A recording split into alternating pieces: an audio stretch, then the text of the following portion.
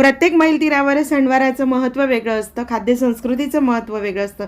तसंच काहीचं खानदेशात आज धिरडी खाल्ली जातात आणि म्हटलं जातं ढेंडरा खायल्यान गदडा वाह्या, तर हा ऐराणी शब्द प्रचलित आहे. तर आज धिंडरे का केले जातात, तर दाण्याच्या चुरी निघालेल्या असतात आणि मग त्याच्यापासून ही धिरडी बनवली जातात. थोडक्यात आपण बघूया. तर मी या ठिकाणी 2 तास मूग भिजू घातला, त्याच्यात हिरवी मिरची, अद्रक जे काही आपल्याला टाकायचं असेल ते टाकायचं आणि ते मिक्सरला मस्त बारीक वाटण तयार करून घ्यायचं. आणि त्या वाटणामध्ये आपण आता मी 1.5 वाटी ह्या ठिकाणी मूग घेतला होता, म्हणून मी 2 चमचे भरून मी बेसन पीठ टाकणार आहे. निम्म्याला निम्मं टाकायचं. तुम्ही याच्यासोबत डाळही भिजू घातली तरी चालते.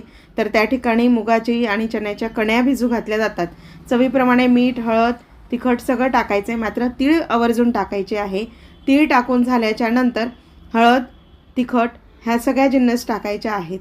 आणि नंतर मात्र पचनासाठी आपल्याला उपयुक्त अशी ओवा असते, म्हणून ओवा पण टाकला जातो. तर ह्या सगळ्या जिन्नस टाकून त्याला व्यवस्थित फेटलं जातं आणि असं फेटून याचा असा पौष्टिक धिरडा केला जातो. काही ठिकाणी गोड आणि तिखट असे दोन्ही धिरडे बनवले जातात.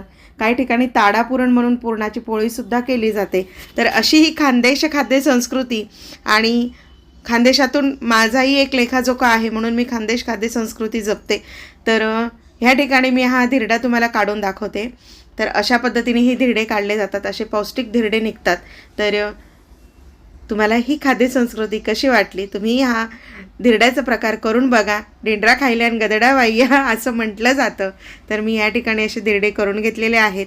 व्हिडिओ आवडला असेल तर लाईक करा, शेअर करा आणि चॅनलला सबस्क्राईब केलं नसेल तर नवनवीन व्हिडिओसाठी सबस्क्राईब करून ठेवा.